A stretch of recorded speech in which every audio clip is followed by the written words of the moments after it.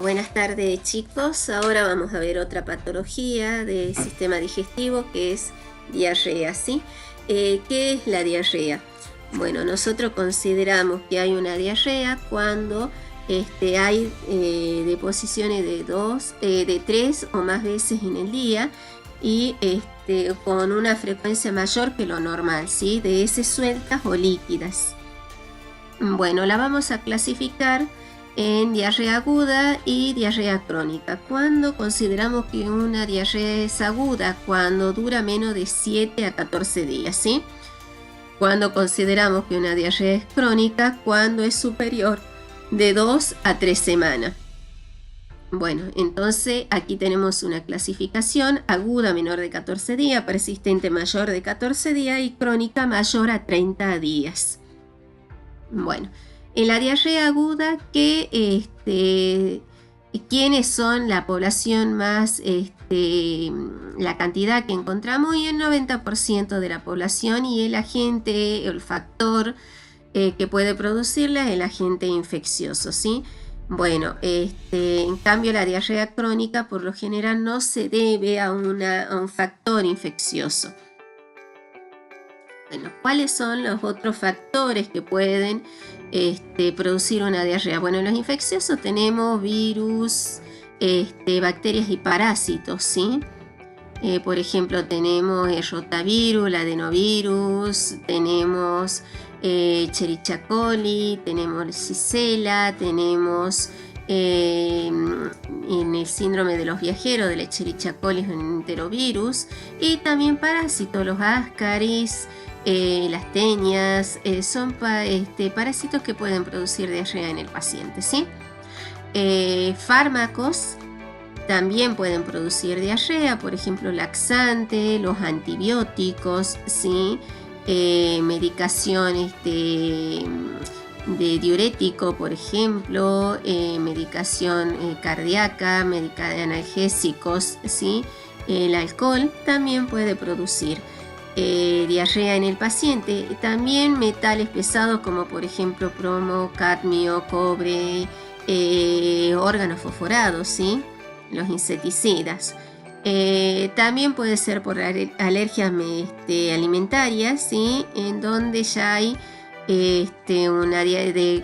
donde ya tenemos la presencia de una diarrea aguda a una crónica. ¿Y en dónde vamos a encontrar esto? Cuando hayan también patologías de base, como por ejemplo pacientes celíacos, ¿sí? La celiaquía, el síndrome de la mala absorción, por ejemplo pacientes que sean alérgicos a la lactosa, pacientes que sean alérgicos a la caseína, también pueden sufrir de una diarrea aguda que se puede tornar en crónica, ¿sí? Patologías endocrino-metabólico, por ejemplo, dificultades en la uremia, acidosis metabólica, diabetes, hipotiroidismo. Paciente con postoperatorio también, especialmente aquellos que hayan tenido cirugía de píloro, gastroyeyunal, ¿sí? Una gastroyeyunostomía, síndrome del intestino corto, también pueden producir diarrea en el paciente, ¿sí? Los anestésicos, recordemos que los anestésicos también tienen acciones que pueden producir, los antibióticos, ¿sí? Pueden producir diarrea en el paciente. Y otras que podemos encontrar en otro factor que produzca diarrea, por ejemplo, una isquemia intestinal, patologías abdominales, ¿sí? Infecciones sistémicas y patologías vasculares intestinales, ¿sí? Pueden producir diarrea en el paciente, y la ingesta de alimentos contaminados, en donde, bueno, ya vamos a tener, por ejemplo, el factor que hemos nombrado en un principio, infeccioso. Bueno, hablemos un poquito de la diarrea aguda. ¿Cuáles son las causas de las diarreas agudas? Y el porcentaje más alto de las causas de las diarreas agudas son agentes infecciosos, ¿sí? Los medicamentos, fármacos o tóxicos, ¿sí? Dentro de las infecciosos vamos a poder clasificarlo por el mecanismo, en donde tenemos, por ejemplo, producción de toxina, como la Escherichia coli, ¿sí? Enterotoxina, Tenemos invasión de mucosa, en donde vamos a ubicar el rotavirus y la Shigella. Vamos a encontrar infecciones sistemáticas cuando haya una citacosis, por ejemplo, un síndrome de shock tóxico. Y en fármaco, bueno, tenemos los laxantes, antiácido con magnesio, beta bloqueante, hipolipemiante, hormonas tiroideas, antibióticos, etc. Bueno, ¿qué mecanismo se va a producir en el caso de algunos factores? Por ejemplo, cuando el factor sea producido por enteritis radiógena, una colitis ulcerosa, bueno, se puede producir un mecanismo inflamatorio. Cuando hayan, por ejemplo, patología celíaca, pancreatitis crónica, aquí vamos a tener un mecanismo de la mala absorción, ¿sí? Cuando hayan, por ejemplo, tumores, carcinomas, ¿sí? Vamos a tener un mecanismo en la parte secretoria, ¿sí? Cuando haya el origen sea por laxantes, ¿sí? O medicamentos como el manitol, bueno, aquí vamos a tener ya un mecanismo osmótico. Y cuando hayan otras patologías de base, como les explicaba hace rato, intestino irritable, hipotiroidismo, hipertiroidismo, esclerodermia, diabetes, aquí se va a producir una alteración en la motilidad intestinal, ¿sí? Bueno, ¿qué pasa con los agentes infecciosos? Y por lo general la mayoría de los agentes infecciosos se los contraen por las manos sucias, la falta de higiene de las manos, falta de higiene de los alimentos, la mala conservación de los alimentos, ¿sí? Producen este tipo de infecciones. Bueno, como les explicaba, vía fecal, mano, ano, boca, es muy común, ¿sí? El contacto directo de personas directamente, ingerir alimentos, agua contaminada con microorganismos patógenos, en donde se encuentren estos microorganismos, ya sabemos que pueden ser bacterias, virus, parásitos, ¿sí? Bueno, ¿qué sintomatología va a tener el paciente? Bueno, va a tener postración, astenia, anorexia, náusea, mareos, ansiedad, pero sobre todo va a tener signo de deshidratación, que es el riesgo que corre el paciente, ¿sí? ¿Qué otra sintomatología va a tener? Bueno, por ejemplo, si tiene deshidratación, va a haber la piel va a estar seca, ¿sí? La lengua va a estar roja y seca, las axilas secas. Va a haber una tensión ocular disminuida. En el caso de que el paciente sea pediátrico, vamos a tener que observar que el paciente llora sin lágrimas, ¿sí? Bueno, ¿qué otra sintomatología vamos a observar en el paciente? Taquicardia, taquipnea, hipotensión ortostática, oliguria y rasgos muy marcados, ¿sí? En el paciente. Bueno, ¿qué estudios complementarios se van a realizar para poder diagnosticar una diarrea? Lo primero que nada, como siempre les explico, es el examen físico en el paciente, ¿sí? Tenemos que buscar signos de deshidratación. ¿Por qué? Porque hay mucha pérdida de líquido. Bueno, vamos a observar al paciente, vamos a evaluarlo, se va a hacer un examen cefalocaudal y ahí ya vamos a tener la primera información y el primer estudio complementario, ¿sí? Luego se puede pedir sangre oculta, coprocultivo y parasitológico. Se puede pedir un laboratorio de sangre en donde se va a solicitar un hemograma. Se puede pedir una hipopotasemia, un proteinograma, se pueden pedir pruebas de mala absorción, ¿sí? Por ejemplo, grasas en S, que se busque hierro, vitamina B12. Es muy importante estos antecedentes, estos estudios complementarios, ¿sí? Se puede pedir en el hemograma, vamos a evaluar también el valor de los leucocitos para poder ver si esta diarrea no es de origen infeccioso, y un coprocultivo es muy importante, ¿sí? Bueno, ¿qué tratamiento se le va a realizar al paciente con diarrea? Antibiótico está contraindicado en el caso de que el paciente haya estado consumiendo medicamento, por eso es importante el examen físico.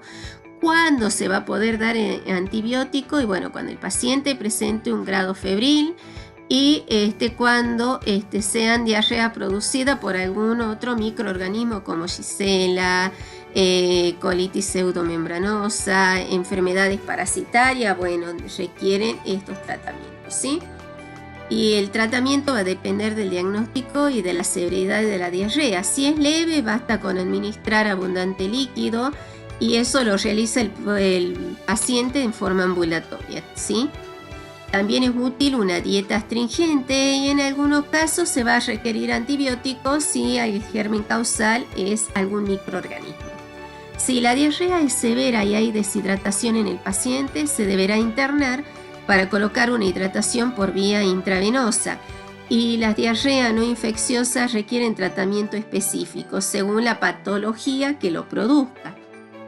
Bueno, nosotros al tratamiento lo vamos a poder dividir en planes, ¿sí? Tenemos el plan A, B y C. ¿Cuál va a ser el plan A? Se aplica para prevenir la deshidratación en pacientes que no tengan un signo clínico de deshidratación, ¿sí? Entonces, ¿qué se va a hacer en estos pacientes? Aquellos pacientes que no tengan cuadro de deshidratación y no tengan criterio de gravedad, bueno, se lo envían al domicilio, pero con tratamiento. El tratamiento en este caso son sales de rehidratación oral y si el paciente tiene náusea, vómito, bueno, un antiemético y la medicación según la sintomatología que haya presentado el paciente, ¿sí? Los líquidos se deben administrar, tengamos en cuenta siempre en pequeñas cantidades y de forma frecuente, ¿sí? Para pacientes mayores de 14 años y adultos, nos debemos asegurar que sea la ingesta 2 litros de líquido por día, ¿sí? Y agregar un vaso de 200 mililitros de líquido después de cada deposición. Bueno, en el plan B, ¿cuál va a ser la característica de estos pacientes? Son aquellos pacientes que presentan algún signo de deshidratación, puede ser leve o moderada, y deberá ser hidratado en un servicio de salud para poder ser controlada su evolución, ¿sí? El plan B se basa en la necesidad de suministrar durante las primeras 4 horas un volumen de líquido que sirva para reemplazar el déficit de agua y electrolitos que haya estado eliminando el paciente, ¿sí? Y paciente de más de 15 años y adulto de 30 kilos o más tienen que tener una ingesta de líquido de 2.400 a 4.000 mililitros, de 2.200, a 4.000 mililitros. Si el paciente es adulto, se recomienda realizar el tratamiento en forma sentado, ¿sí? Bueno, o sea que en el plan B es observación, tenerlo controlado al paciente para ver si o se recupera o pasa para el próximo plan, que vendría a ser en este caso el plan C. ¿Y cuál es el plan C? ¿Qué objetivo tiene? Es reponer rápidamente el déficit de líquido y electrolitos que el paciente haya eliminado, ¿sí? Para poder revertir este estado del paciente y evitar de esta forma una hipovolemia, ¿sí?, en el paciente. Recordemos que los volúmenes de líquido y la velocidad de infusión dependen del estado hemodinámico del paciente, ¿sí? Derivarlo con urgencia al hospital o a la salita, ¿sí?, para rehidratarlo de forma intravenosa, ¿sí? Aunque el paciente reciba rehidratación intravenosa, debe comenzar a beber la solución de sueros orales, ¿sí?, tan pronto le sea posible. En el adulto, el cálculo de la solución se individualizará de acuerdo a las condiciones del paciente y a otras patologías asociadas, ¿sí? Bueno, ¿qué vamos a tener que tener en cuenta en este caso? El consumo de agua potable, ¿sí? En el caso de que este paciente no tenga una red de agua potable, hay que potabilizar el agua, ¿sí? ¿De qué forma se potabiliza el agua? Bueno, se agregan 2 gotitas de hipoclorito de sodio, lavandina, por litro de agua. Se tapa, se deja reposar 30 minutos antes de usarla, ¿sí? Y también, ¿qué otra forma puede ser? Es el hervido. ¿Cómo se hace? Se pone el agua al fuego hasta que suelte burbuja, o sea que comience a hervir. Y dejar que hierva entre 2 y 3 minutos, luego enfriarla no hay que destaparla, no hay que tenerla destapada, y si se la va a pasar a otro recipiente tiene que estar limpio y previamente lavado el otro recipiente, ¿sí? Bueno, ¿qué vamos a tener en cuenta para preparar las sales de rehidratación en este caso? Para preparar el suero de rehidratación oral se debe proceder a los siguientes pasos. Lavarse las manos con agua y jabón limpia. Medir en un recipiente limpio 1 litro de agua segura. Verter todo el polvo del suero, ¿sí? Suero de rehidratación oral en el recipiente con agua. Mezclar bien hasta que el polvo se disuelva completamente y guardar en la heladera. Es muy importante cumplir con estas indicaciones, ya que si el suero está preparado de forma incorrecta, vamos a empeorar el riesgo, la patología que está teniendo el paciente, ¿sí? Entonces, con muchísimo control y con las medidas de bioseguridad. El suero de rehidratación oral debe mantenerse cubierto y administrarse a temperatura ambiente, ya que si está muy fría, retarda la evacuación gástrica y puede producir vómitos, ¿sí? Se debe descartar el sobrante del suero que haya quedado en el transcurso del día. Bueno, en el caso de que no hayan sales de rehidratación oral, ¿qué es lo que se tiene que hacer? Bueno, se pueden preparar las sales caseras, ¿sí? ¿Y cómo se las preparan? Se mide 1 litro de agua previamente hervida entre 2 y 3 minutos. Se coloca 4 cucharas soperas a ras de azúcar. Se coloca 1 cucharadita de sal. Luego se mezcla bien todo en la jarra y se deja reposar, ¿sí? Se administra después de la misma forma que el otro suero de rehidratación oral. Bueno, ¿cuáles son los cuidados de enfermería que vamos a tener que tener en cuenta en un paciente con diarrea? Son 5 pasos muy importantes, ¿sí? Hay que evaluar y determinar el estado de hidratación del paciente y la presencia de otros problemas o complicaciones asociados a la diarrea. ¿Qué otro paso tenemos? La rehidratación del paciente por vía oral o vía intravenosa y control del paciente, ¿sí? Tenemos que mantener al paciente hidratado, reemplazando las pérdidas con soluciones de rehidratación oral. Hay que administrar antibiótico u otro tratamiento cuando exista una indicación ya expresada por el facultativo, ¿sí? ¿Y qué otra cosa tenemos que tener en cuenta? Que el manejo de la diarrea en el hogar que tiene que incluir educación en la prevención, instrucciones sobre la rehidratación oral, sobre la alimentación del paciente, ¿sí? Bueno, terminamos con esta patología, chicos. Bueno, aquí vemos otra foto de una comisión del año pasado. La verdad que sí, muy orgullosa de los chicos, del estudio, de las ganas, del sacrificio. Y sí, no solamente es tratar de brindarle nosotros como docente todos los conocimientos posibles que estén a nuestro alcance, sino también es brindarle nuestro cariño, ¿no? Porque a lo largo de todo el tiempo en el que ustedes van estudiando con nosotros, aprendemos a conocerlos y aprendemos a quererlos mucho. Así que bueno, chicos, nos vemos la próxima clase con otra patología.